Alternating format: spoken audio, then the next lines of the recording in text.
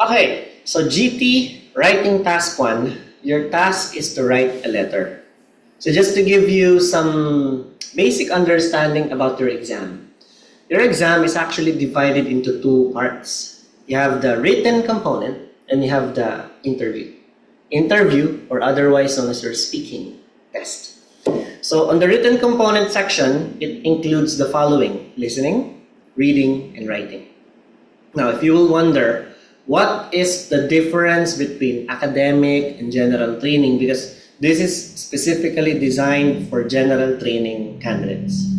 So once again, if you have any inquiries, any questions, what module you need to take, what module you have to take, because there are a lot of varieties of IELTS. We have an IELTS intended for UK visa application, called that UKVI. And UKVI general training is also different because they don't have writing and reading. They only have the listening and speaking tests.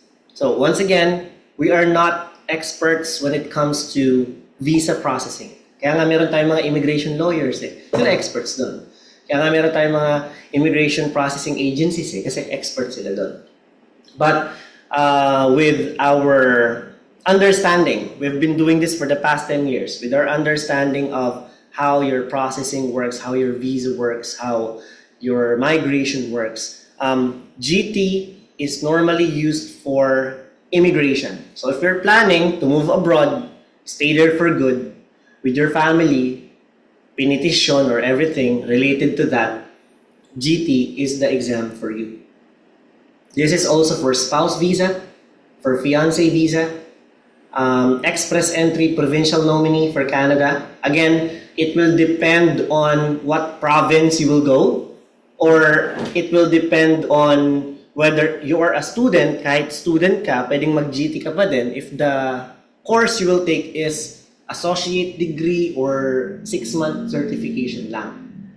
So again, there are so many factors, but just to put it simply, general training and academics worlds are very different.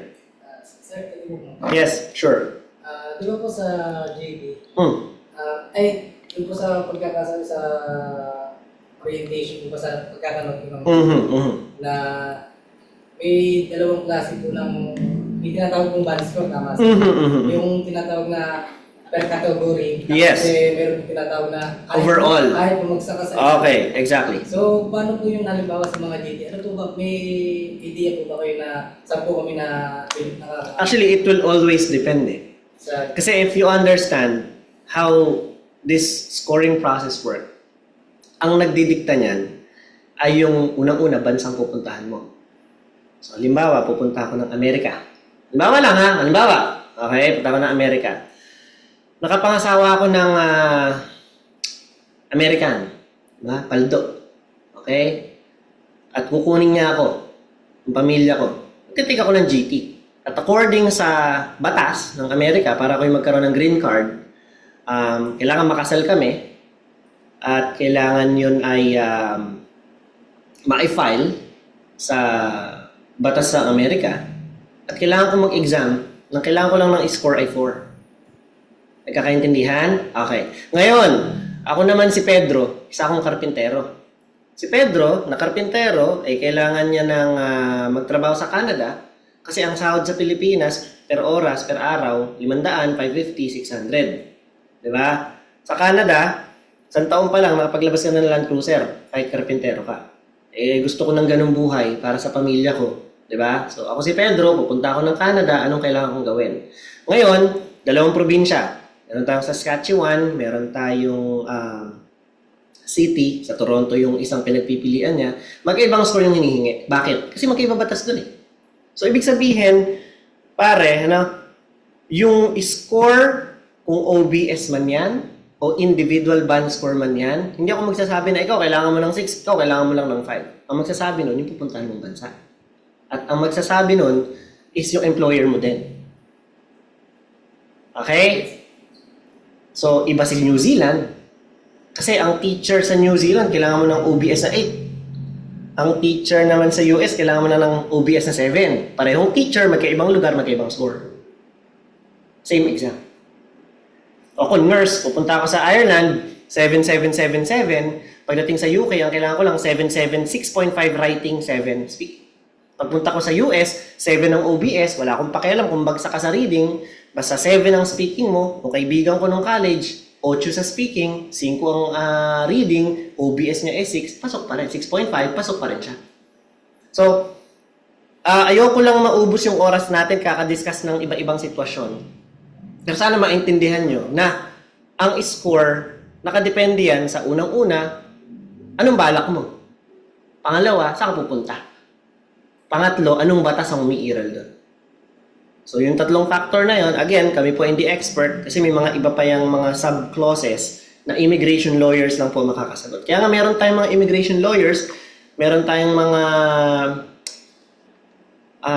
immigration visa processing companies, kaya nagbabayad tayo sa mga ganon. Kasi yun ang trabaho nila eh. Syempre gusto natin makatipid, magkano rin yun? 100,000 din, mahigit din. O, kung gusto mo mag-DIY, gusto mo sundan yung tinuro sa'yo nung pinsan mo, nung kumpare mo, walang problema. Basta susunod ka dun sa requirement niya. At kung ang requirement ay IELTS at GT, yan nasa tamang lugar ka. At ito yung klase na yan para sa'yo. So ulitin ko lang, yung exam mo ay nahati sa dalawa. Si written component at si speaking interview.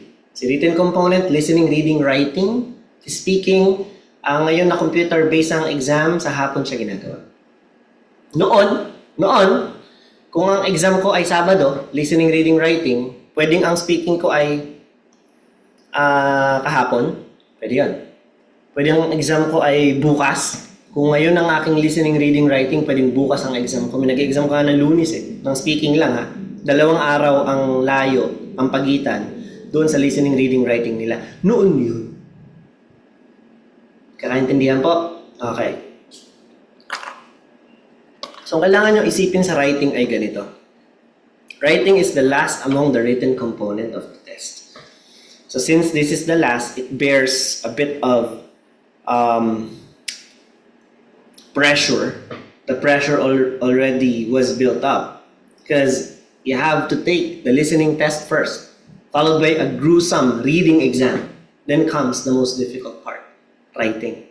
So, by the time you reach the writing subtest, you're already exhausted. By the time you reach the writing subtest, you already consumed 80% of your brain power. If you don't know how to manage your time properly, you will have a tough time. That is why at 9.09er, we have our very own testing center. In the past, my students used to book their test in Taguig. They have to book their exams in Tagaytay, in Baguio, in Pampanga. But now we have our very own testing center. Again, it's up to you kung gusto. Simple lang yan eh. Gusto mo dito? Sige. Ayaw mo dito? Walang pakialam. Buhay mo yan eh. Diba? Para lang magets nyo ng madali. Wala tayong pilitan. Ang advantage lang naman, ang kabanatuan exam, putang ina, ere lang. Hindi ka na pupuntang Pampanga. Hindi ka na pupunta lang Taguig. Hindi ka na pupunta lang Manila. Hindi ka na pupunta ng Tagaytay. Unlike before, pag fully book dito, kahit magkakasat ka dyan, kahit tatay mo pa'y general, hindi ka nila i-book. Kuha? Nakita nyo yung punto? Okay, ngayon, testing center din kami. At yung testing center namin, yun nga ang pinagmamalaki namin, ginastosan namin yan na mahigit 3 milyon, ano? Isang unit pa lang ng PC, umabot ng 200,000. Plus yung software pa on top, 400,000 plus yung renovation and everything. Para yung testing center namin, maipahiram namin sa inyo bilang mga estudyante namin at doon kayo makapag-practice ng mock exam. Liting ko lang, ano ba ang mock exam? Para lang sa kalinawan ng lahat, ano? Mock exam simulation. Parang nagda-drive ka. Nagda-drive ka sa totoong buhay. Ang simulation, nagda-drive ka gamit ang computer. Nagda-drive ka gamit ang arcade. Pero, ang kinaibahan ng Mac namin is that this is very close to reality. Para itong test drive. Hindi kita pagda-drive-in sa computer, hindi kita pagda-drive-in sa PS5. Pagda-drive-in kita, pero naka-supervise ako sa iyo. Kaya nga para siyang driving school. Alright, yun yung idea. So, yung mga past exams before ay nauulit po. They get repeated on a yearly basis. Yung mga tanong na makikita nyo dito, chances are they will appear on even on your actual exams. So it's better to get acquainted with information about what topics could come out on the test. So mock exams will enhance your test-taking skills because you are subjecting yourself to a situation that is very close to reality. That's exactly what we're trying to aim. The reason why we put up our own testing center. So because it's our passion to help people achieve their dreams of going abroad. That's simply it. Okay? Now, GT and academic, as I've mentioned previously, their worlds are completely different. Your listening test will be the same, your speaking test will be the same, your writing task 2 will be the same. The only difference between academic and GT will be their reading and their writing task 1. Again, there's nothing to be worried about attending classes na wala namang label na GT yun or ACAD yun.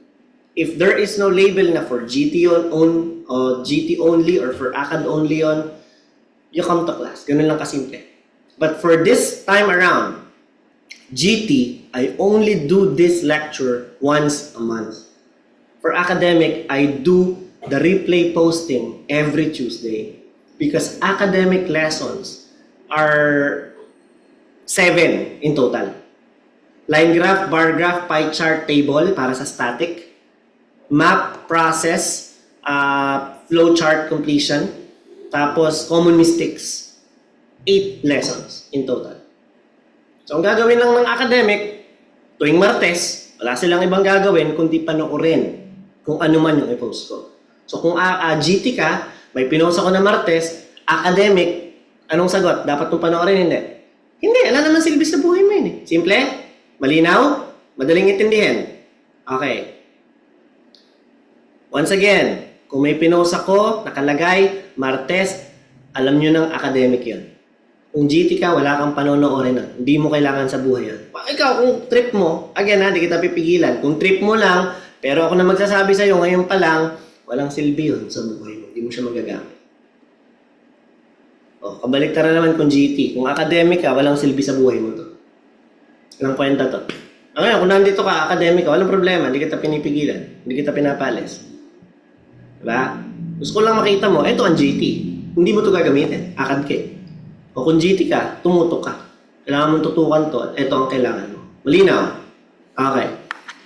May tanong po ba sa Zoom? Kay Caroline, or Yvonne? May tanong kayo?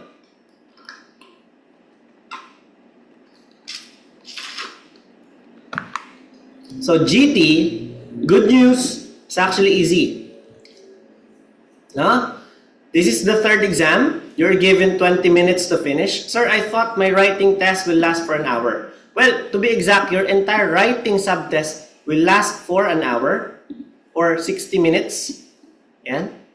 But, since you have 2 tasks to complete, task 1 and task 2, we divide them into 20 minutes and 40 minutes. 20 minutes for task 1, 40 minutes for task 2. Sir, why is there an imbalance?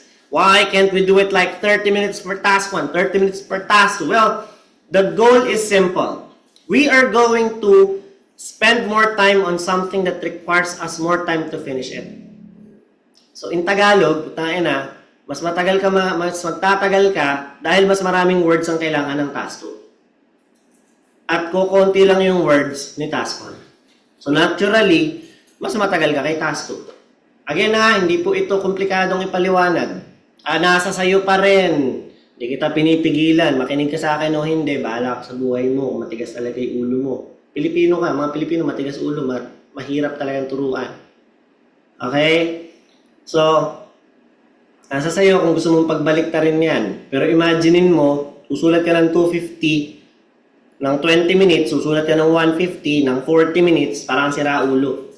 Kaya nga nilagay yan eh. You are prescribed to spend 20 minutes on a task that requires you shorter time to complete, whereas you will spend more time on something that requires you more time to finish. It's very simple. It's very logical. Okay? Now, here's the thing. What I do recommend is that you begin your writing task with task 2. People, yes, you are allowed to start with task 2. you are okay to begin with task 2. Why?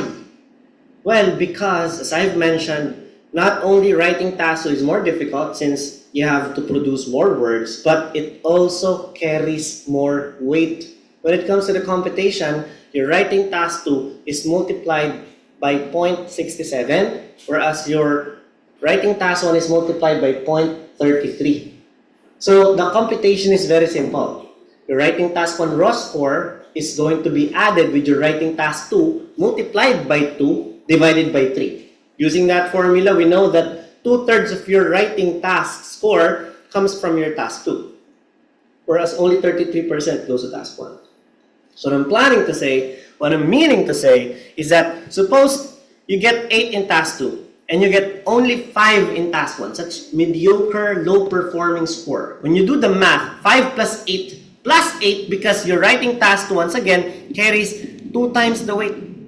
So 16 plus 5, 21 divided by 3, you will get 7.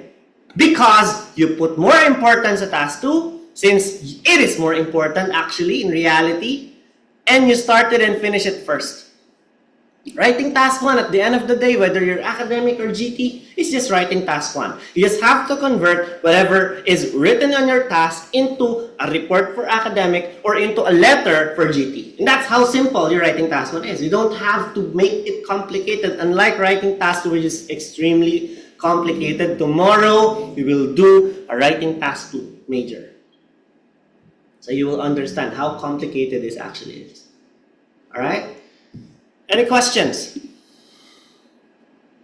None so far. Okay, let's continue. Now, your letter writing, okay, you need to be able to do any of the following. Ask for and provide general factual information. Can you do that? Can you inquire for information? If you do that, if you can do that easily, you're halfway through passing this test already. Can you express needs, wants, likes, or dislikes? Can you express opinions or complaints? Can you make requests, suggestions, and recommendations? Depending on the core principle of what your letter wants you to write, you have to make sure that you will comply with the necessity embedded within the task description. So, here's the thing. I will show you some example prompts. Ang tawag natin dito ay mga task prompts. Okay guys, writing to a college accommodation officer about problems with your accommodation. Now here's the thing. Have you experienced this, Sir Henrik? Have you tried writing to a college accommodation officer about problems with your accommodation? Have you tried doing it? Have you had any experience? Okay, no. What about you? Writing to a new employer about time management problems. Have you had any experience doing that? Like, you wrote a letter to your employer, like, I'm having problems with time management. May encounter ka na nun? Hindi ka pa naman nagtatrabaho ka mo, di ba? Oh, paano ka magsusulat yan? Wala ka pang experience yan. Oh, isa pa. Sir, have you tried writing to a local newspaper about a plan to develop an airport? Wala pa, di ba? Nagigets nyo? Ma'am, have you tried replying from a complaint about you? Have someone made a complaint about you? None. And you haven't done that simply because such task prompts are non-existent. O, tingnan nyo, writing to a renting agency to sort out problems with the heating system of a house. Kahit magpunta ka nga ng Baguio, wala kang makikitang heating system eh. Siguro sa mga mayayaman na lugar, but you go to Baguio because you want a cold temperature. But imagine, you're in Canada. Sino punta ang Canada? Tasamay. You're in Canada. The temperature here goes down to -40. Diba? Ang snow doon, hindi inches eh, feet. Okay, ganun kalalim. So naturally, pag walang heating system ang bahay mo, magiging problema yun. So are you imagining the scenarios right now? That the letter writing prompts are look at me guys. Imaginary situations. They're not real. Diba? Sino magaling magsinungaling dito? Kung magaling ka magsinungaling, you're halfway through passing the test already. Seriously. Everything that you're about to write in your letter are fabricated. This will all be fabricated. Unless, naranasan mo na yan. May na-encounter pa akong scenario before, nag-rent ka ng car, sira yung heating system ng car. E dito sa Philippines, unang-una, hindi naman sikat ang car rental system. Unlike in Western culture, di ba? Pangalawa, walang heating system ang mga cars dito. Aircon ang meron sa mga cars natin. Kaya that's yung point. So, everything that is written as your task prompt requires your imagination. You don't essentially have to experience these situations yourselves. You just have to imagine yourself, what am I going to do in this situation? So that you can get out of it smoothly. Okay? So, sino na po naka-attend ng writing task 2 na lecture ko? Probably itong dalawa. No? So, sir, tatandaan mo kung ano yung 4 na ginagamit na metric ng mga examiners pang check ng writing. Si task response, coherence and cohesion, letter V, grammar, and vocabulary lexical resource. 4 yun, di ba? In GT, we also use those 4 metric, but we toned them down into 3. Okay, we toned them down into 3. Si responsiveness, si tone, at si structure. Clear? Again, you will also be assessed according to your vocabulary, repetitions, spelling, punctuation usage, grammar, your periods, etc. But the main components are responsiveness. Have you addressed the bullet points? Tone. Did you use the proper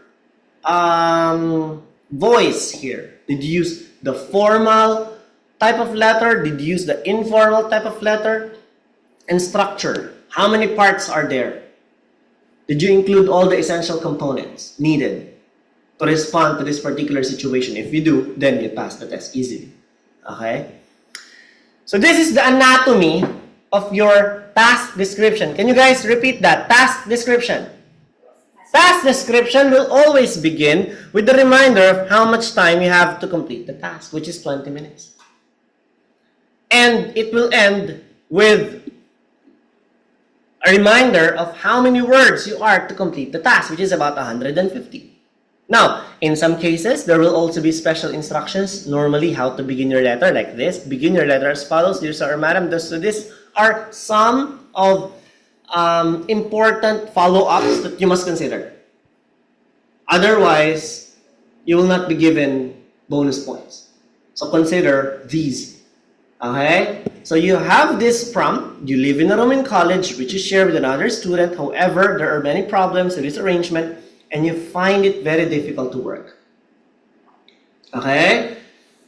And you find it very difficult to work. Again, we may have or we may have not encountered this. May naka-experience siguro niyan, swerte ka kung oo, pero karamihan sa atin hindi na-experience yan eh. Na may kasama ka sa room, na naka-dorm ka, at hindi mo gusto yung ka-dorm mo or roommate mo. No? So what you need to include, ito yung ating main task, then followed by the 3 guiding points. Remember ha? Remember, people, listen to me. If you miss or misinterpret 1 bullet point, even 1 bullet point, you fail. Diba? If you miss or misinterpret 1 bullet point, your maximum score is 5. If you miss or misinterpret 2 bullet points, your maximum score is only going to give you 4. What about if you miss all the bullet points? Well, imagine the score.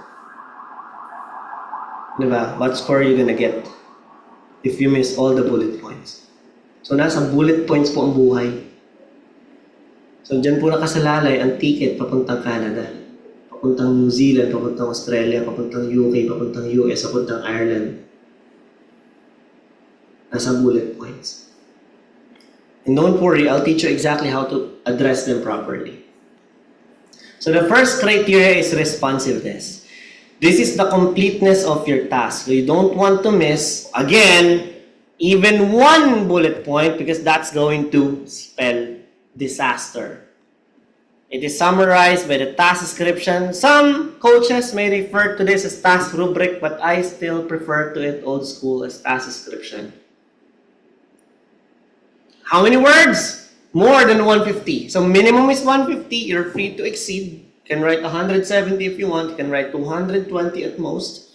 But I don't recommend exceeding 250 because remember, the time is not on our side. Meron na lang tayong konting natitirang oras. So, ba't konti? Well, you need to finish task 2 first eh. So, the first 40 minutes nasa task 2 ka. Yung remaining 20 minutes sa task 1 ka. Okay? So, again ha, if you misunderstand or omit any, tingnan nyo ha, 4 pa nga daw ang ibibigay sa'yo na task achievements mo. May penalty pa yon. So, napakalala po ng pwedeng mangyari if you miss a bullet point. People, GT, I know you listen to me well.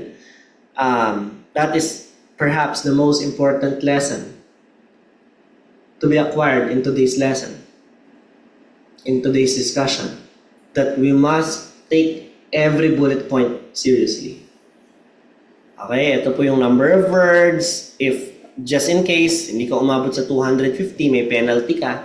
Ang automatic TA mo ay 5. Coherence mo man ay 888. I-add mo yan, 29 divided by 4, 7. Pero dahil may penalty ka na 1, 6 na lang ang maximum score mo just because your letter did not reach the minimum 150 word requirement. Okay? Sir, bakit may dalawang examiner? Kahapon po, nag-post ako ng video. Nakalagay doon si combination ng band score plus si recheck process. So, si combination po, lalagay po si examiner 1 sa original examiner. Then, pag nagpa-recheck ka, si examiner 2 na po yun. So, for more information regarding combination of band score, for more information regarding the recheck process, please refer to the videos I uploaded yesterday. Dalawa yun. Okay? Isang 30 minutes, isang oras. Okay. So, tone is the most important criteria. Sir, may mas importante pa pala kay responsiveness. Kasi sabi mo, may mamiss lang kaming bullet point dyan. 4 na lang score namin. Actually, yes. And that would be tone. Tone! We have 2 types of letters in the exam. We have the formal letter and we have the informal letter. Which is more common? Formal letter is the most common in the IELTS exam. Ibig sabihin, kung ikaw ay mag-i-exam sa March, meron kang natitirang 4 na linggo. Dapat sa 4 na linggo na yon, nakapag-submit ka sa akin ng 3 formal at 1 informal letter. Hindi ko sinasabi na huwag kang mag-informal. Hindi natin alam sino swerte, sino malas. 8 ang upuan dyan. 2 dyan matatapatan ng informal. E paano kung ikaw yun? Gusto ko lang i-example, yung isang estudyante, kailangan niya ng 7 sa writing, naka 6.5 siya. Na-attendan niya yung 4 sa 5 kong lesson ng writing task 2. Agree, disagree, open-ended, to what extent do you think the advantages outweigh the disadvantages? Ang di niya na-attendan, pinakamadali pa si discuss both views at yun pa, ang baka ng inang sheet na natapat sa kanya. So, sinasabi ko sa inyo, huwag pa kampante, hindi dahil na hindi malabas si informal, hindi ka na magpa-practice ang informal. Magpa-practice ka pa din. Pero mas madalas nga lang si formal kasi mas madalas yun lumabas. Malinaw? Okay. Eh ngayon, paano ba natin malalaman kung formal or informal yun? Sino ang nagdidikta? Ako ba o ikaw? Sino nagdidikta? Wala sa atin. Ang nagdidikta nun, Yung would-be recipient. Sino ba yun? Ma'am, sino ba yung would-be recipient natin? Recipient ko ng letter. Exactly. Yung tatanggap ng letter. At naka-indicate yun, saan? Naka-indicate yun sa task description. Ayan, no? Write a letter to the accommodation officer. So, sino ang susulatan mo dyan? Si accommodation officer. Malinaw? Okay. One time, nagbigay ako ng nakakalitong task sa mga estudyante. Nakalagay doon, you ate in a restaurant which you enjoyed. No? Write a letter to the magazine describing your experience. Ang ginawa nila, nagsipagsulat sila, thanking the restaurant. Salamat, restaurant, ang sarap ng luto nyo. Mali. Ano ba? Kanino ko ba magsusulat? Nakalagay, write a letter to a magazine. Nagbibigay ka ng review. Na, hey, you know what, magazine, I want you to feature this restaurant that I ate at last week. The experience was amazing, superb, very pleasant, amusing experience I had with my family when we dined out during my birthday last Saturday. Oh, ang susulatan mo, si newspaper, si magazine, hindi si restaurant. So with that, ang simple eh. Kasi guys, ang IELTS, lalo yung GT, simple lang to eh. This is their test whether you can survive in their country. Simpleng instruction, no? Nakalagay, Nakalagay dyan, begin your letter with Dear Sir or Madam. Tangkita po. Yan. Tapos, ang nilagay mo, Dear Sir/Ma'am. Malinaw? Ang nilagay mo, despite na nakita mo na may instruction, ganito mo daw siya simulan na Dear Sir or Madam. Pinagpilitan mo pa rin yung sayo. Tama? O babagsak ka nila. Bakit? Ganito yung isip nila eh. O, teka lang, pupunta to ng bansa natin. Magka-Canada to. Tapos simpleng instruction, hindi mabasa. Paano kung may nakalagay dun sa signage? Do not cross. O, paano kung hindi nila nababasa yung maximum speed limit? Nag-overspeeding sila.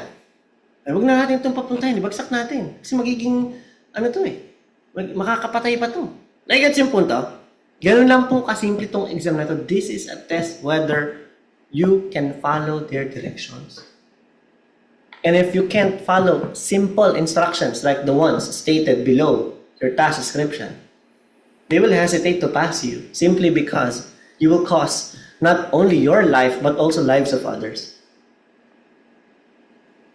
Paano may instruction sa pagpapalit ng gasol, hindi mo pala binabasa? May manual doon sa binili mong TV, hindi mo binabasa. Sumabog tuloy. Pumutok na sunog, nadamay 3 kapitbahay. O dahil pinayagan kanilang pumasok na eng ka, hindi ka nagbabasa ng instruction, wala silang kumpiyansa na ipasa ka. Malinaw po? So even the simplest, begin your letter as follows. We take that very seriously. Okay? So when is the letter formal? So, guguhit ako dito ng circle. Nasa loob po si dalawang F.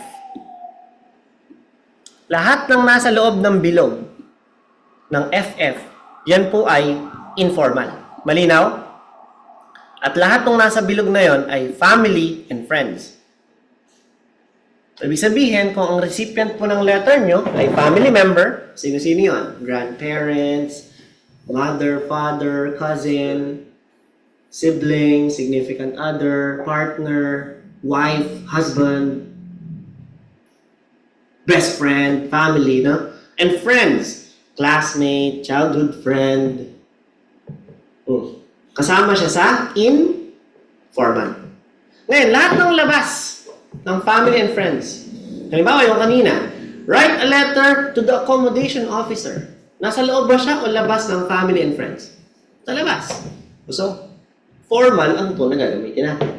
Malinaw? Okay, bibigyan ko kayo ng sitwasyon. Sasabihin niyo sa akin kung formal or informal, ha? You rode a bus last week and you found out that your suitcase was damaged. Write a letter to the bus company explaining your situation. Formal or informal? Formal. Write a letter to your auntie inviting her to your wedding 2 months from now. Formal, informal?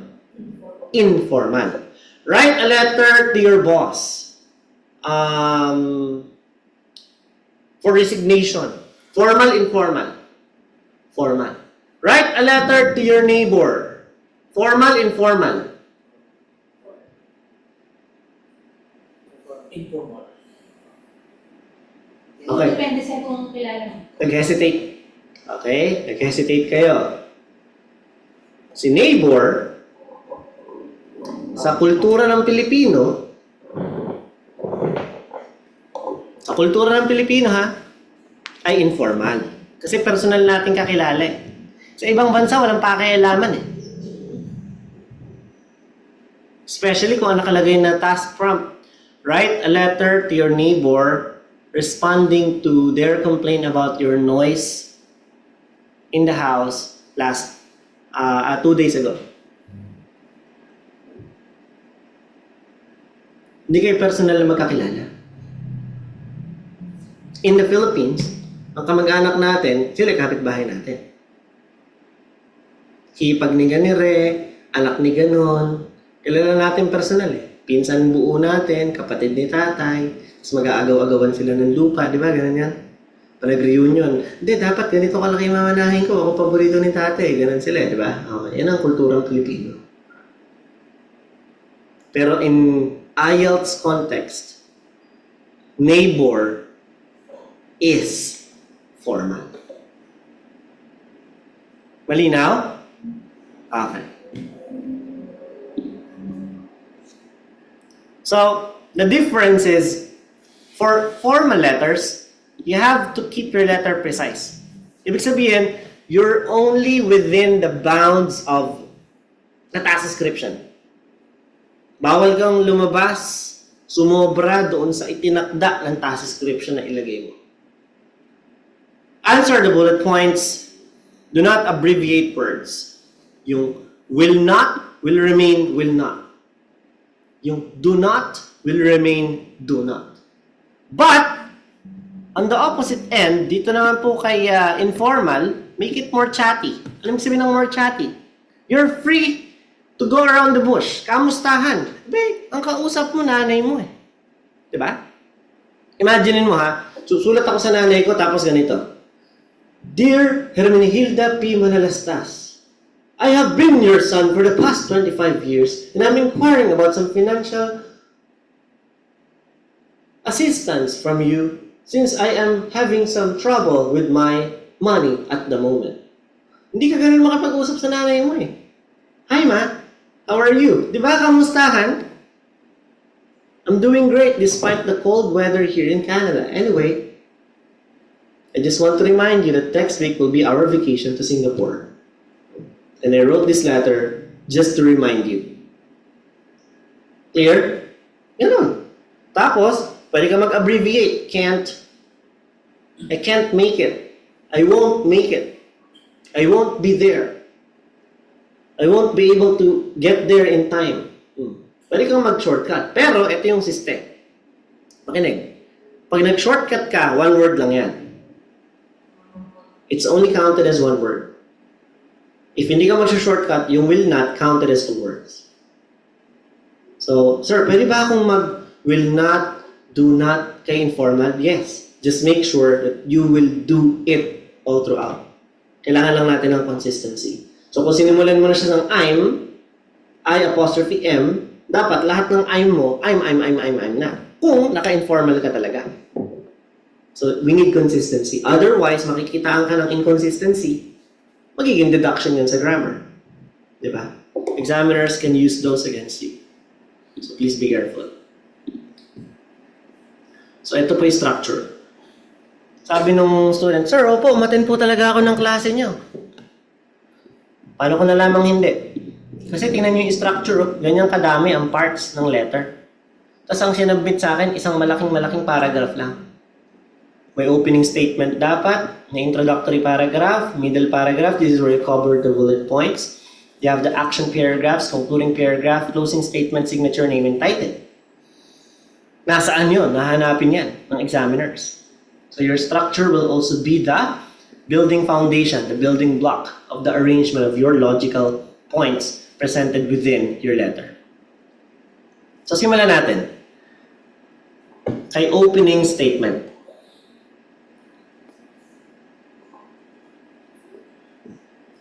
Ulitin ko yung pag-share.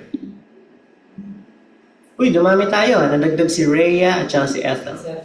Tumis na po. Sige po. Sige. Ayun, gumagana na. Alright, your opening statement for formal letter, tatakpan ko muna tong si informal. Hindi pa naman natin kailangan yan.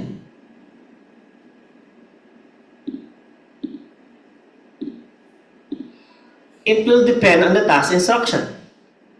Sir, nakalagay po, Dear Sir or Madam. Kung nakalagay doon ay colon, maski yung colon, kukopyahin mo.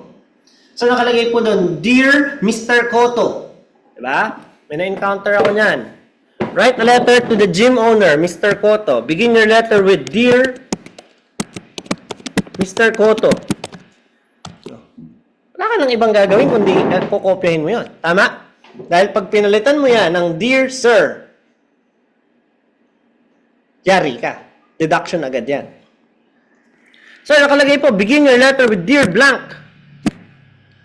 Sobrang masunurin ko, sir. Sinunod talaga yung ginawa mo. Nilagay ko, Dear Blank. Oh, yari ka. Huwag kang magpapakita sa akin pag ginawa mo yan. Isa lang po ibig sabihin kung bakit blanco yan. Kasi ikaw ang maglalagay ng something dyan. Clear? You have to be the one to provide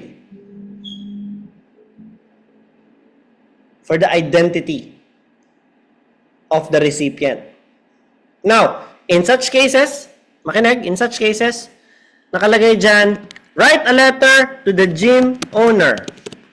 Write a letter to the librarian.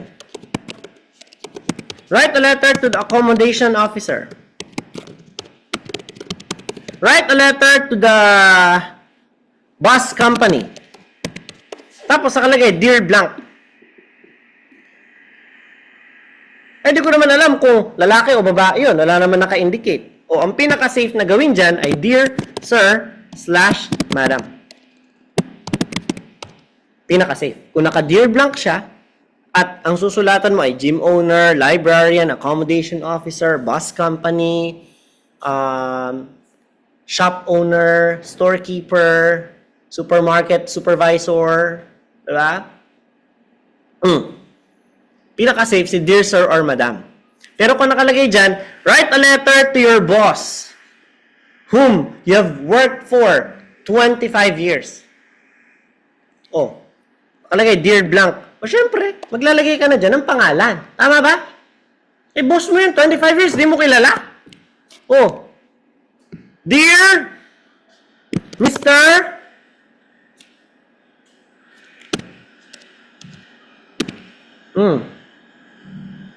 Albert Yu. Buong pangalan.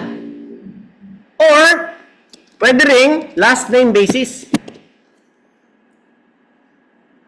Malinaw? Inuulit ko po ha. Nakalagay, Dear Blank. Ang nakalagay sa sitwasyon, write a letter to your boss. Write a letter to your store supervisor informing her of your resignation 15 days from now. Oh, yung supervisor mo na yun, nagtrabaho ka daw doon for the past 3 years. Naturally, kailangan alam mo ang pangalan niya. Dear Miss Malu Mata. Oh. Or, Dear Miss Mata. Pwede din. Clear yan? Clear. Okay. Anong pangdudulo mo? Colon or comma? It depends. Pwedeng colon, pwedeng comma. Kung ang nakalagay sa instruction ay colon, colon. Kung nakalagay sa instruction ay comma, comma. Clear? Okay. So that's how you begin your dear sir or madam, dear sir slash madam, dear sir given name, or even last name basis. Bawal ang first name lang ha, pag formal. Ngayon, on the other section, dun po tayo sa informal. Kadalasan dyan, you have to be the one to fabricate. Dear blank ang madalas dyan. Write a letter to your mother. A simple, dear ma, would do. Diba? Write a letter to your cousin. Dear Jake, if Jake is the first name of your cousin. Write a letter to your uncle. Dear Uncle Finn.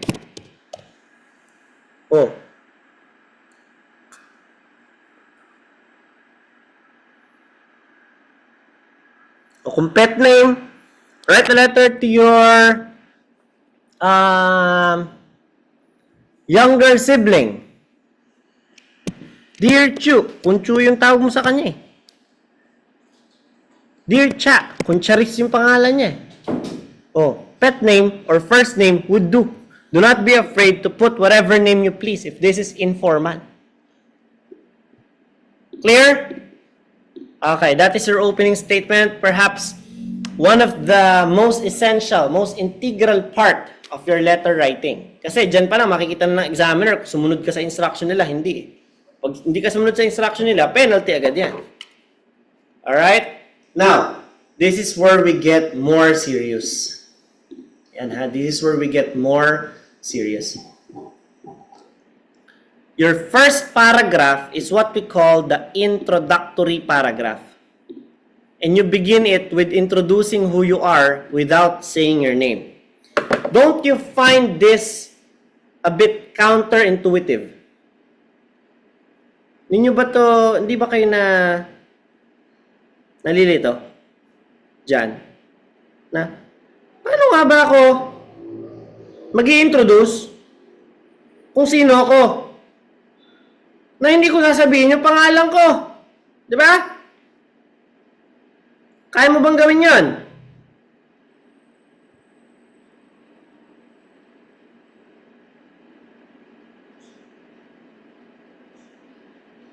Can you introduce yourself without stating your name?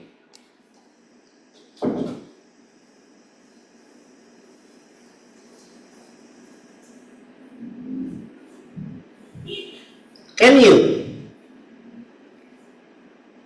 How? Kagaya po sa letter, accommodation letter. Pagbanggit ka po na ikaw yung one of the students. Exactly. Kung saya na may ganitong estudyante.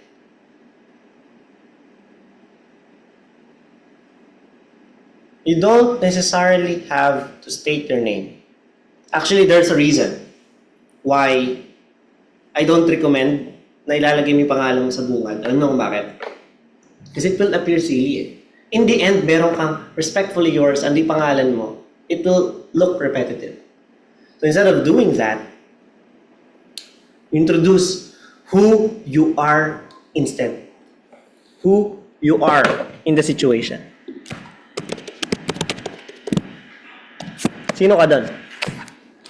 Sabi ni ma'am, dun sa kaninang example, mention that you are one of the students. To give more context, pwede kang mag-indicate dyan anong course, di ba? Anong year level.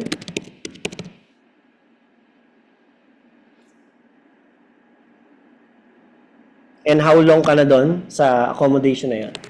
Parang, good day. I'm currently a second-year nursing student who just got put together with another student last week. The reason I wrote this letter is because I am having problem with this arrangement and I want you to change my accommodation. I want you to give me a new room. I want you to give me a new room by myself or with another student.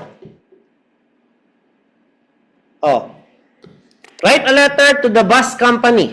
Sabi dyan.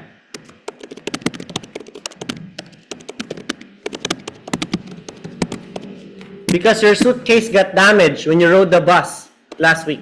Sino ka dyan?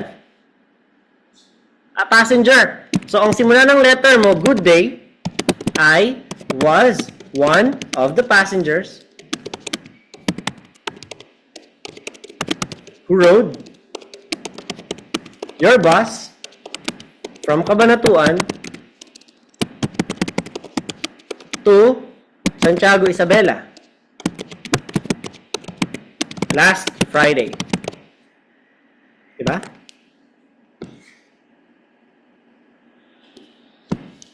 I wrote this letter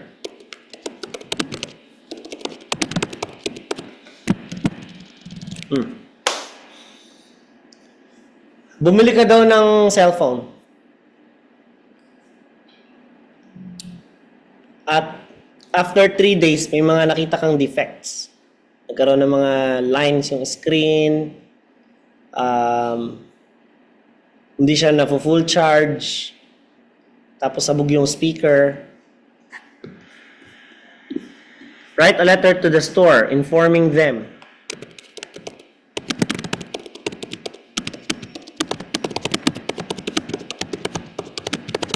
of your complaint.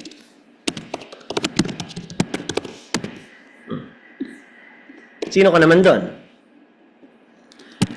Good day. I bought a mobile phone last week. I'm a customer. I'm one of your customers. I'm one of your clients.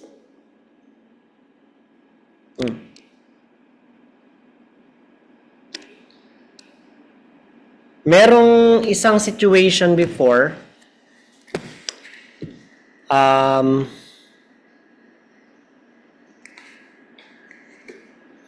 nasa supermarket ka, nadulas ka, susulat ka ng complaint sa supermarket. Sino ka doon? Customer ulit.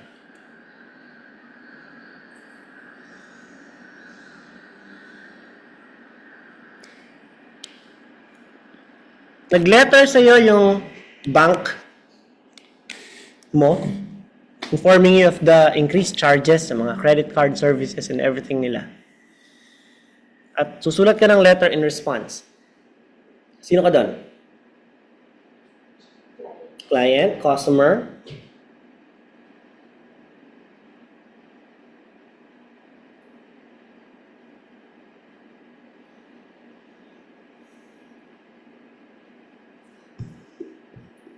That is the first sentence.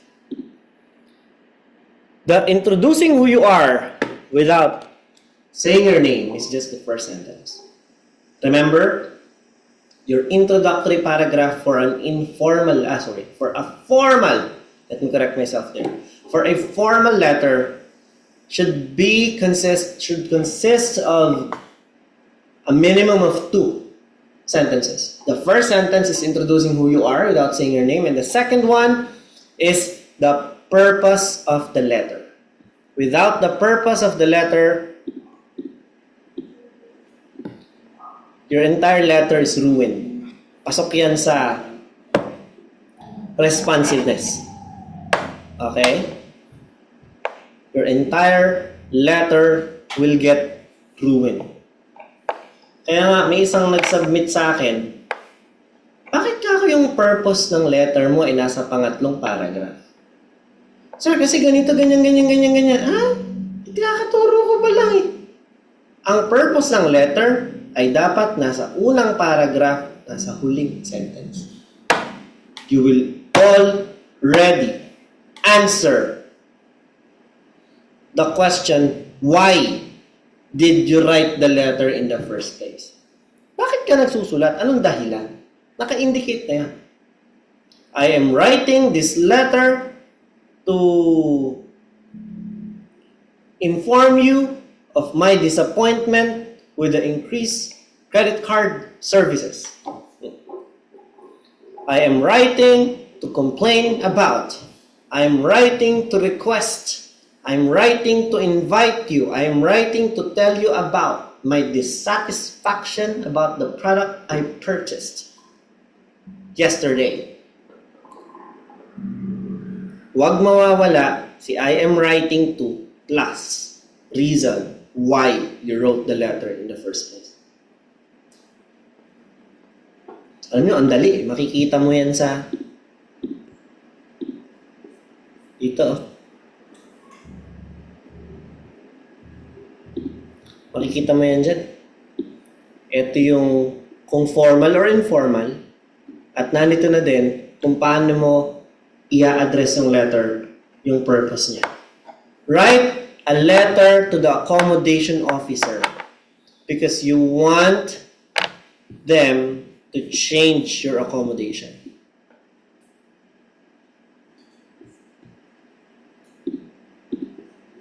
Diba? Bigay ako ng example.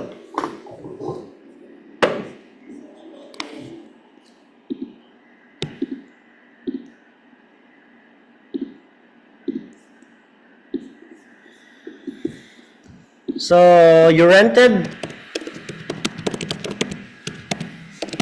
a Toyota Corolla for 10 days. And on the 7th day,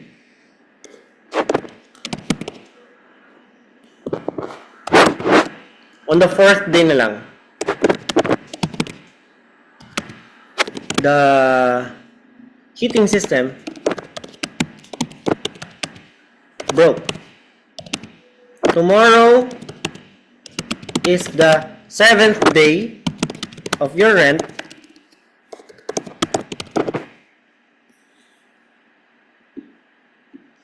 And you will use it to travel to your aunt who lives 120 miles north of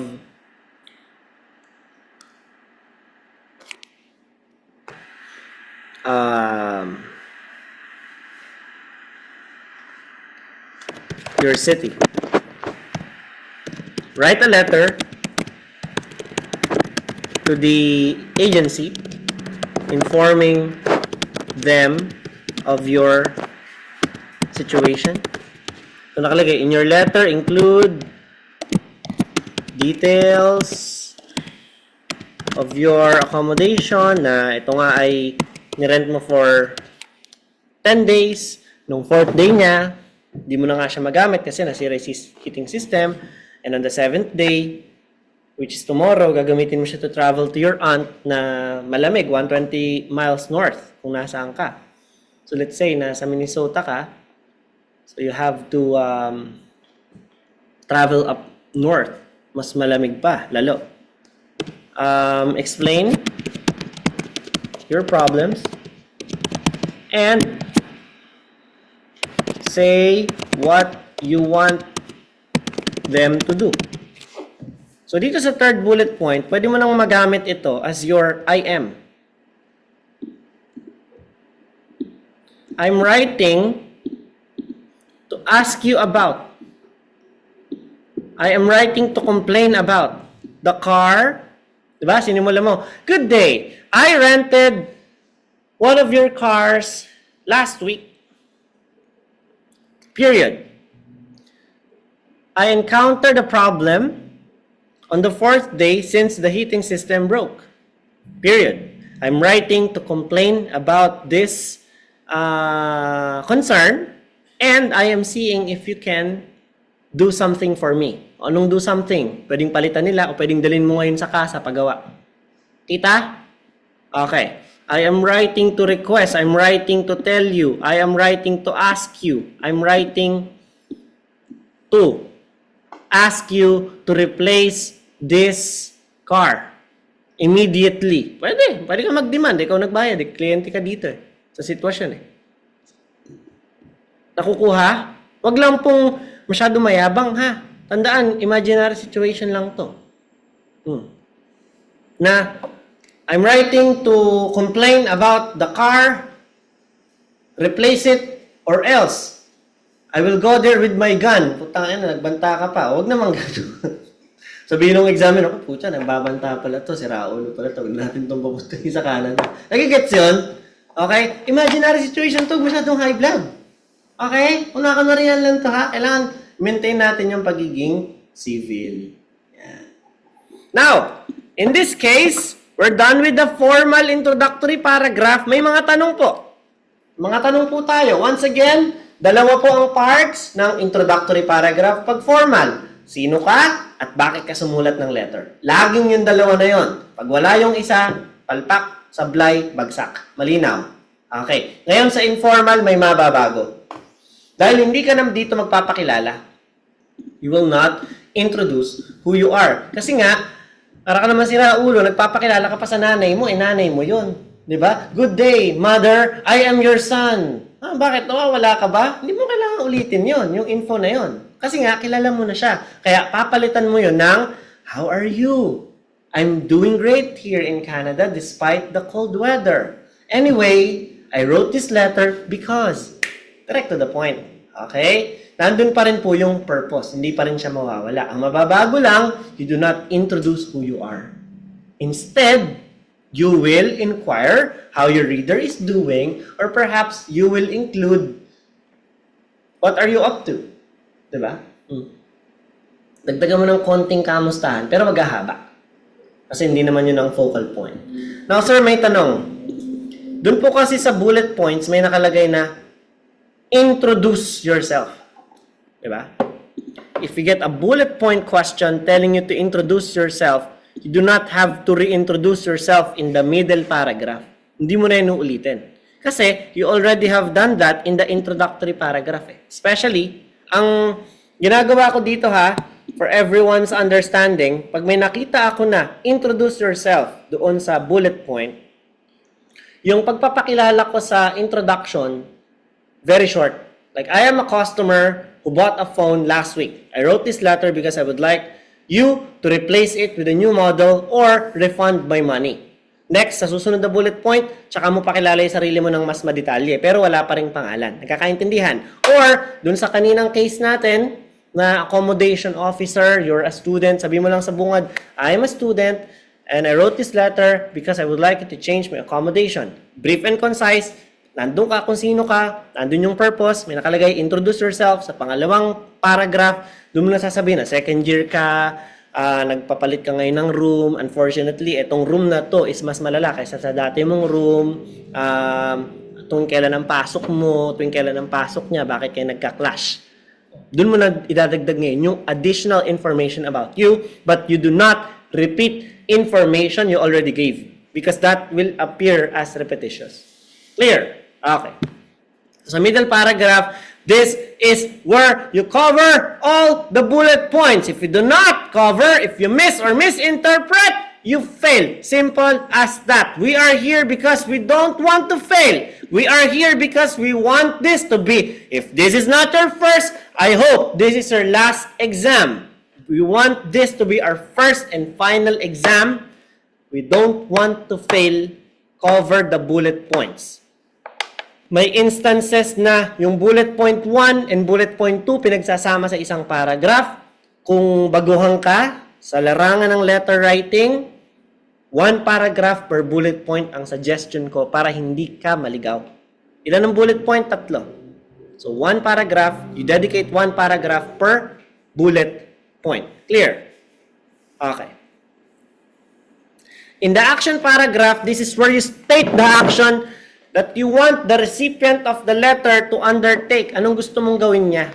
Or perhaps, if appropriate, your action. In scenarios kasi, na ikaw yung nirereklamo, maingay ka, di ba ang ilalagay mo na action dyan, mag-a-apologize ka, I would like to extend my apologies for any problems I may have caused you for the past 2 weeks. Rest assured that I will see to it that this will not happen again. Yun ang action mo. Di ba? Invent. Anong pinaka-appropriate na action sa sitwasyon na yan? Your concluding paragraph, it is always polite to start by saying thank you for taking time reading your letter. Say how they can get in touch with you again if necessary, if it needs feedback. Do not apologize if you are making a formal complaint.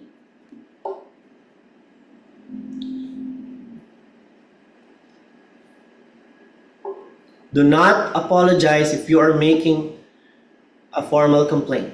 At do not apologize for having written the letter. Bawal yan. Kasi kung magsasorry ka lang din na sinulat mo yung letter na yan, dapat di ka na lang gumawa ng letter in the first place. Eh, yun nga ang task mo, gumawa ng letter eh. So parang siraulo ka doon. Malinaw? Okay.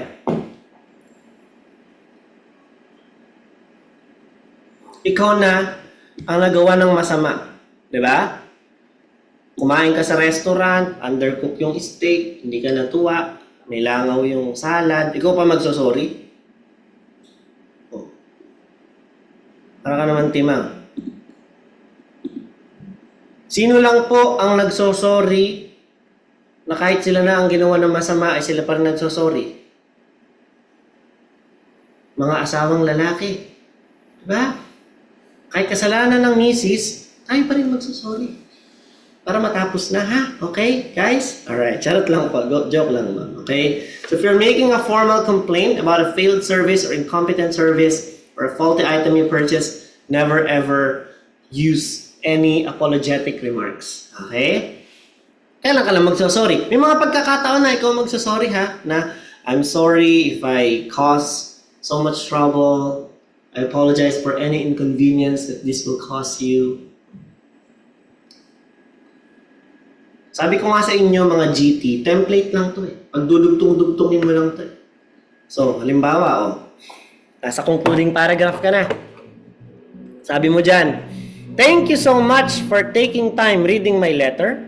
O, di ba? Pagdudugtong-dugtongin ka, thank you.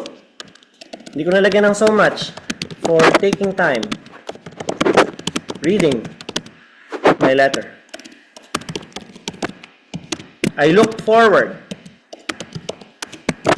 to hear from you soon with some good news. Should you need to get in touch,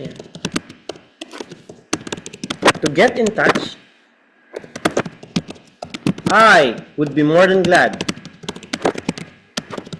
to receive a call from you.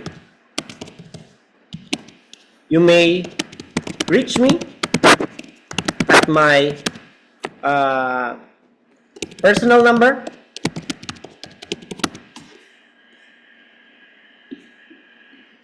0918-775-4356. Yan pa lang. Bilangin mo na kung ilang words.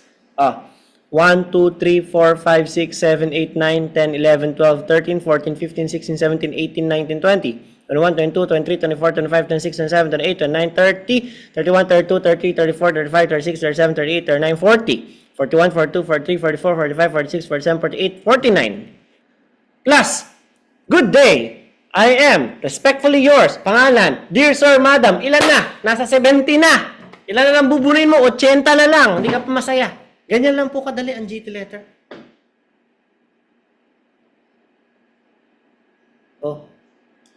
Kaya mag-alala guys, pagkatapos nung klase ko, nakita nyo tong PDF na to? Yan o. May more than 60 pages yan. I-upload ko yan kasama ng replay. So lahat ng nakasulat na to, may kopya ka. Balik-balikan mo. Basa-basahin mo.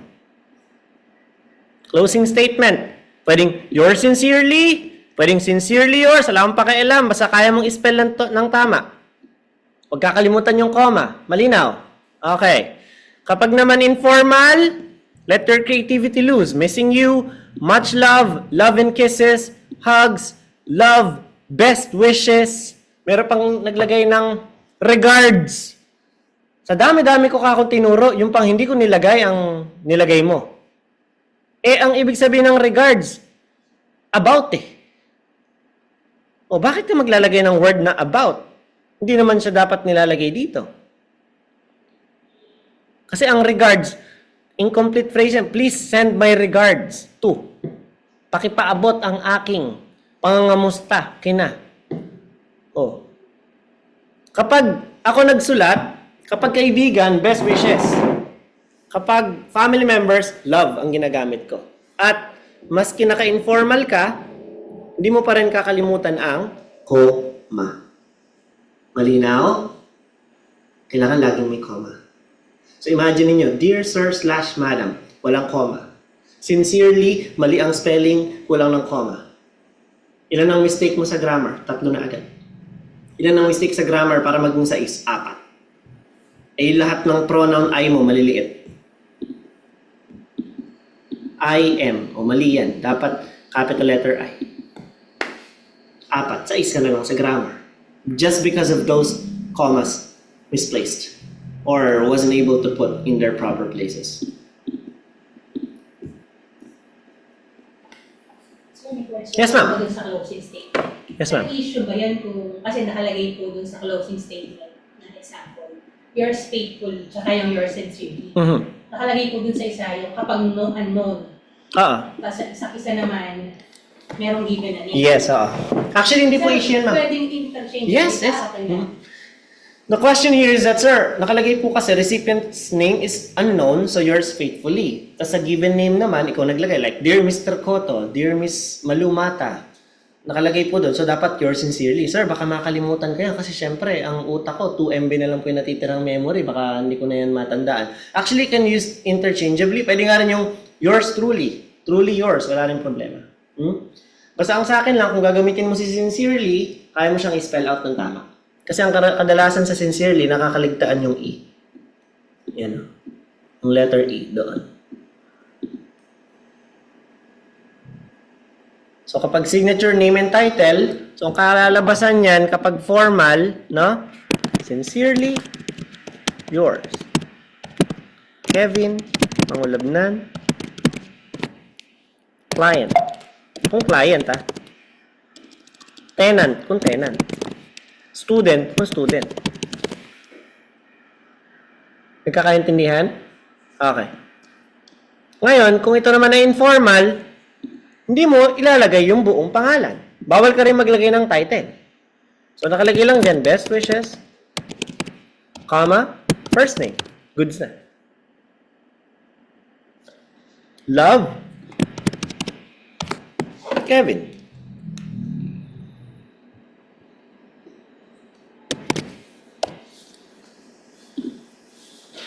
Clear po? Okay. So, sample na natin. You live in a room in college which you share with another student. However, there are many problems with this arrangement. And you find it very difficult to work. Write a letter to the accommodation officer at the college. In the letter, describe the situation, explain the problems. So, yun yung mga bullet point, ha? And say what kind of accommodation you would prefer. So, gusto mo solo or perhaps maitandem ka sa isang student na kaparehas mo ng course. No? Siyempre, kwento mo to, dapat masama yung kasama mo, ikaw yung mabait. So, ano sa tingin mo yung situation or problem sa encounter mo? Bakit mahirap kasama tong ka-room mo? Roommate. Halimbawa, ikaw, dahil nursing student ka nga, umuwi ka ng maaga, gusto mong matulog ng maaga. Siya naman, ini-invite niya yung mga classmates niya sa room nyo, sa accommodation nyo. Nagsusugal sila doon, nagyoyosi, nagiinuman, maingay. So, hindi ka makatulog. So, sabi mo, after 2 weeks nung ganong sitwasyon, bumababa na yung grades mo, papalapit na yung final exam. So, iniisip mo na baka ikasama yun ng iyong pagre-review kung magpapatuloy pa rin ito. Di ba? Nagigets mo yun? So, siya ang masama eh. Di ba? Okay. So, dear sir / madam or madam, I currently reside in the college halls of residence and I am writing to request a change of accommodation. So, gusto mo agad magpapalit. Nilagay mo yung reason, yung purpose, agad-agad. At the moment, I share the room with Mia Khalifa. Although she and I really get on well as people, we have very different studying habits. She works best at night and often studies until 3 or 4 a.m. Of course, she has the lights on and eats, both of which disturb my sleep. I, on the other hand, prefer to wake up on the break of dawn and study before going to college. After 2 weeks of this arrangement, I find that I'm constantly tired as a result of not being able to sleep well, and this in turn is adversely affecting my studies. I feel that I would only be able to study well if I have a single room and do not have to share. Given these extenuating circumstances, I would be grateful if you could arrange this for me. Thank you for taking time reading my letter. I apologize for any inconvenience that this will cause you, and I look forward to hear from you soon with some good news.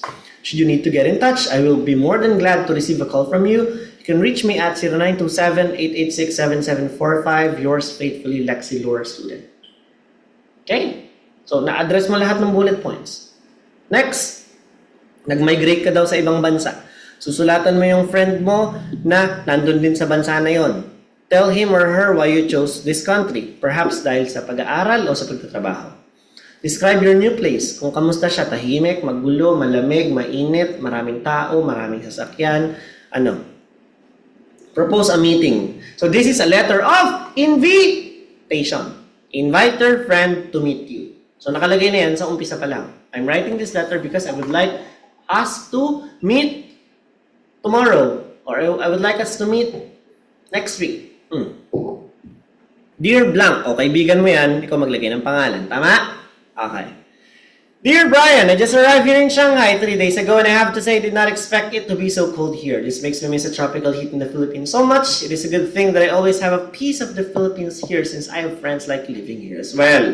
I wrote this letter to invite you a simple get-together a week or two from now. If I'm not mistaken, you told me that you live in the downtown area of the city, although I think you were slightly exaggerating when you talked about how noisy it is there.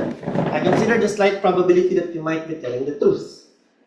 I followed your advice and decided to rent a flat in the outskirts of the city because my work is close to the area. The place is a bit shabby but has its charms. The neighbors are friendly and my house is close to the roads, to the shops, and to my work. Honestly, the only flaw I can think of is that the place gets eerily quiet at times. Masyadong tahimik.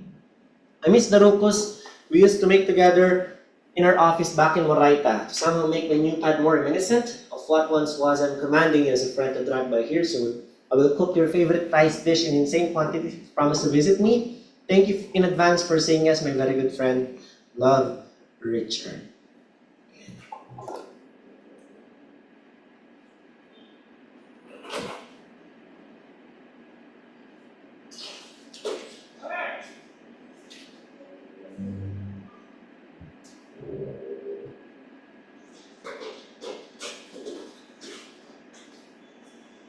So do you wish to fail?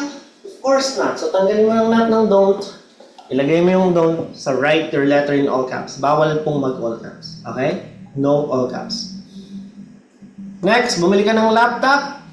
After ng ilang araw, may major flaw. Ano kayang major flaw?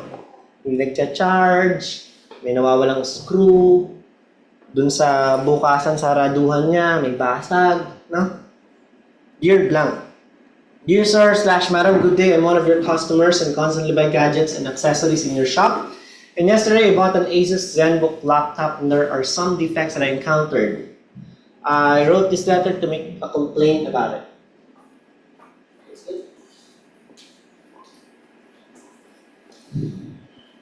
The laptop that I bought is 16 inches in screen diameter, very stylish and lean, which only weighs no more than 500 grams. Nevertheless, upon opening and closing the said device, it makes a very loud noise and thud, maganon siya, which makes me concerned with its screen. Definitely, a device that sleek will not last long if constantly exposed to shock due to its opening and closing. Upon careful examination, I've noticed that one of its attachments, where a screw and bolt should be visible, tinik ko sa manual ay wala. Ito yung last part. I look forward. Yours faithfully, Kevin, client. So, marami pa akong ipapakita sa inyo.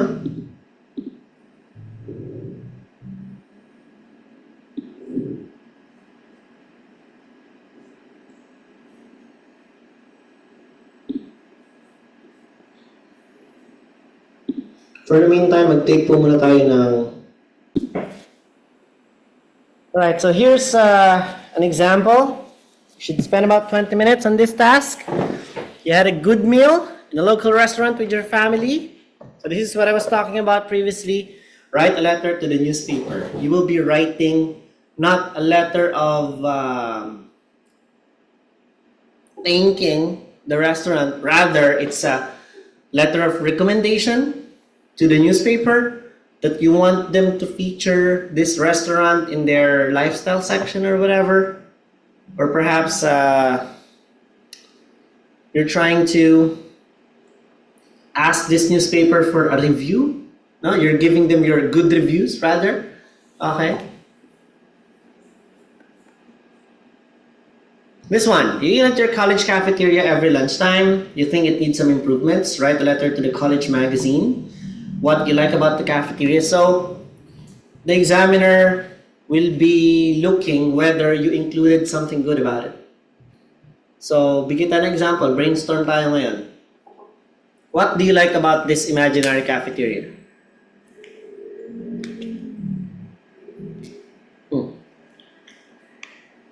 Ma'am, anong gusto mo sa imaginary cafeteria natin? Maraming food choices. Maraming food choices.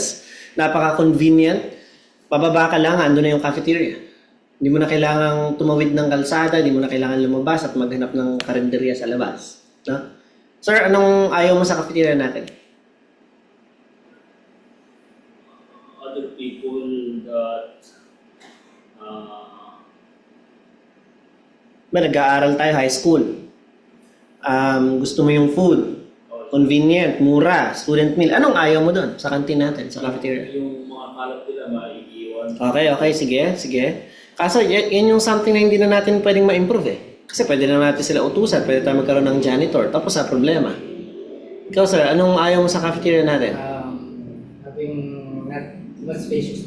Yung, Ha? Yung masikip. Sabi ni Caroline, yung usok. Okay, one, usok, masikip. Yung masikip, hindi naman natin siya pwedeng expand. Yung usok, may pwede tayong gawin dyan. Pwede tayong maglagay ng exhaust, number one. Yung amoy, actually hindi naman mausok sa cafeteria, dalawa naman nag-iihaw dyan, luto na yung mga ulam dyan. So yung smell ng ulam. Pagpasok mo sa cafeteria, kung paksiw ang ulam doon, paksiw din ang amoy mo paglabas. Tama ba? Siyempre, high school tayo. Gusto mo mapansin ka ni crush. Tama ba? Gusto mo presentable ka pa rin ng hapon, mabango ka pa rin. So, ang isa-suggest mo dyan, how it can be improved is mag-install sila ng exhaust. Pangalawa, ano pa yung hindi mo gusto sa cafeteria natin? Pwedeng makalawang yung mga chairs at how it can be improved gusto mo siyang papinturahan. No? Eto, nagreklamo sa'yo, maingay ka daw. Ito naman, inoferan ka sa company, magle-letter ka sa HR supervisor, bakit mo siya i-decline? Pwedeng natanggap ka na doon sa isang company na nauna mong pinag-applyan at mag-thank you ka sa kanila, na kinonsider ka pa rin sa position. Dear sir, hindi ka maglalagay ng or madam dyan, yun ang gagayahin. Ito naman, you want to sell your TV. You think a friend of yours might like to buy it from you. Write a letter to your friend. In your letter, explain why are you selling the TV?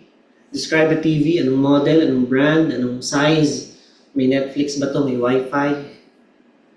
So, ito yung ginawa ko before. Dear Gary, hope you're doing well. I'm doing fine, though my life is quite hectic at the moment because I'm moving abroad and there's so much to do. I wrote this letter because I would like to sell something to you. Yung TV ko nga. So there are a few things I can take with me. Magka-Canada ako eh. Because they're too big. So I'm seeing if any of my friends would be interested in buying them. So kaya daling ko yung 55 inches kong TV sa Canada. Benta ko dito, bilhin na ako doon. Now, one of the things I do not want to take with me is my TV, and I thought you might like to buy it off me for a cheap price. It is a 32-inch flat screen TV. It's a Philips model. It has a USB port so you can just plug in a thumb drive to watch movies or listen to music. It has a great stereo surround sound. Nung ginawa ko kasi ito, 2017, 2018. Wala pang mga Wi-Fi capabilities yun eh, noon. Meron na, pero hindi siya ganun kasikat eh. Ang uso pa nun, yung mga, hindi pa smart TV, kundi mga flat screen with USB and HDMI pa lang. As you know, I'm leaving the country at the end of the month because only 2 weeks away. So if you want to see it, it would be best to come on the 20th or the 21st. That will give me time to sell it elsewhere if you're not interested. Okay, look forward to seeing you. Let me know if you can make it. Best wishes, John. Ito pa, marami pa akong sample. Pagbabasahin niyo yan. Ito, you exercise regularly, you move into a new neighborhood and join a new gym. Pero yung mga tao doon, hindi sila nagpupunas ng machine. Tapos yung mga towel nila, iniwanan nila sa bench. So write a letter to Mr. Cotto, the manager. In your letter, explain who you are. Sino ka? Kakalipat mo lang, ganito, ganyan. Describe the problem. Ano ba na-encounter mo? Yun nga, hindi sila nagpupunas, tapos tinatapon lang nila kung saan-saan yung towel, matik ka ng madulas, pwede mong ilagay yun. Make suggestions to improve the gym. Begin your letter with Dear Mr. Cotto. Dear Mr. Cotto, I'm a new member of your gym and I'm quite liking the setup you got here. However, I noticed some problems, that is why I wrote this letter to you to raise these concerns and I offer my suggestions as well. I have been a member of many different gyms in the past and I honestly consider your establishment to be one of the best. Despite this, there are many concerns about the gym use in general that could potentially lead to accidents. You see, not all the members follow the simple gym etiquette. I noticed that they do not wipe the equipment after they use them. In addition, they leave their towels in the locker room which I stepped on and it made me hurt my knees nung nahulog ako. No? Nevertheless, the minor problems by the members not following simple instructions can be resolved if the instructors will just enforce the rules. I also recommend briefing the new members to orient the current users to keep the gym and equipment clean and safe. Thank you for your time. I hope to see some changes in your gym. Yours sincerely, Kevin. Ito naman, na-accidente ka sa supermarket. Ito, lumipat yung friend mo sa town. Ayayin mo siya mag-gym. Ito yon. Ito yon. Nag-book ka ng hotel, pero papapalitan mo siya ng detail. Basahin mo yan. 7 minutes ko lang ginawa yan. Sumakay ka daw ng plane. Nagkaroon ka ng pagkain sa food. Give the details. Explain the problem. Anong dapat gawin ng airline. So, ito yun, basahin mo. Property agent, ito yun, basahin mo. Napakadami, 6 minutes ko lang ginawa. Birthday party, di ka makakapunta. Ito rin yun, 207 words. Ang dami kong sample pagbabasahin niyo. Ha? Okay pa? Ito po ang assignment niyo. Picturean nyo na. Or sa mga nasa Zoom, paki-screenshot.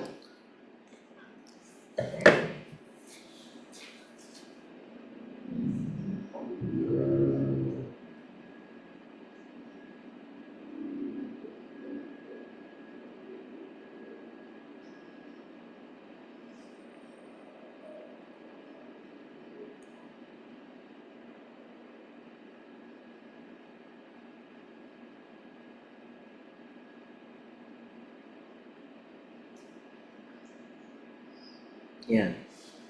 Eto, hindi ko pa ito nagagawa. So, tatype ko to live sa harapan po ninyo.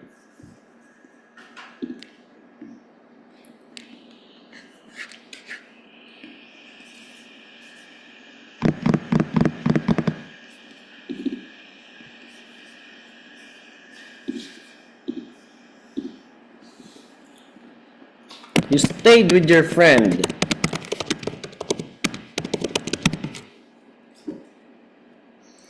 And by mistake, carried one of his objects.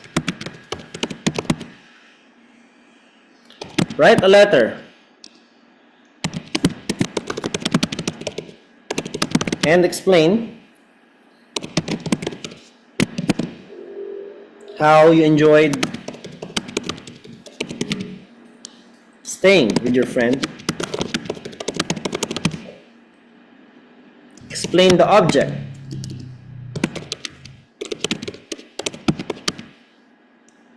Which you brought with you.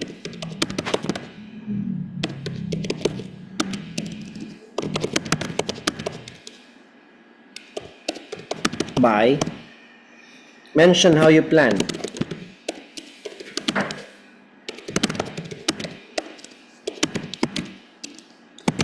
To return the object.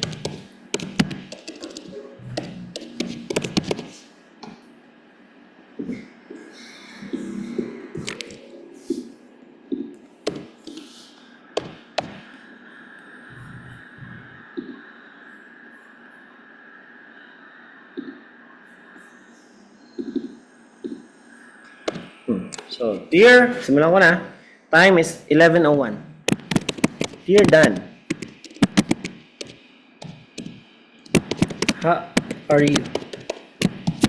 I had a great time last week when we had our vacation. Anyway, I accidentally brought your charger. Mamaya ko na ayusin yung spelling. With me. And I wrote this letter to inform you that I'll be returning it to you soon. So, how you enjoyed staying with your friend? I haven't had so much fun doing vacations by myself. It is such a good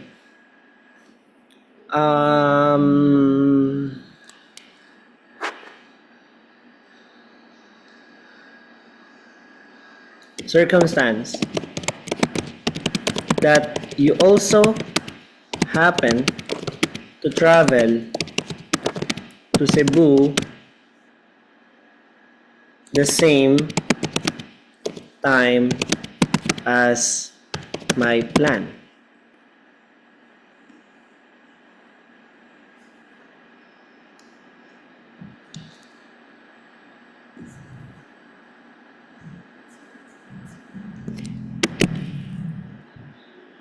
Having you there in Cebu reduced my anxiety of trying their food. Well, as you see, your iPhone charger looks exactly like mine. That is why I brought it by mistake. The colors and even appearance greatly resemble my Samsung. Yung iPhone, malaki yung I dahil ito ay brand. And I would like to apologize for the inconvenience.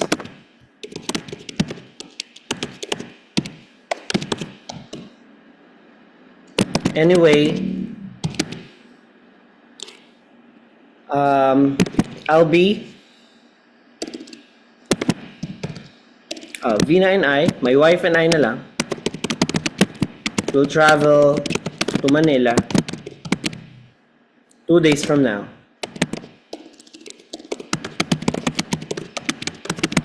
And I will make sure to drop this charger to your flat. I'll give you a call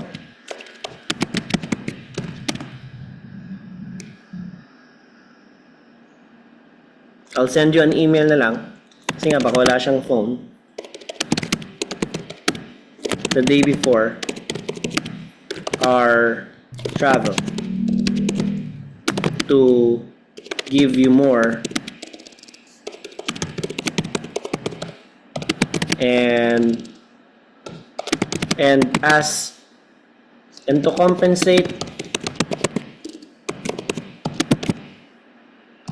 I'll bring some rice cakes. Thank you so much, and I hope you to see you again in 2 days,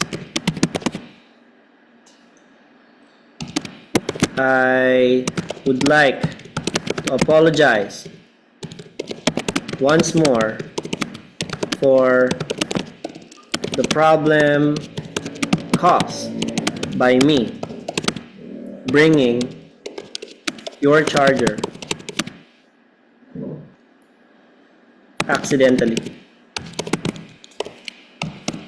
Sincerely, best wishes, Kevin.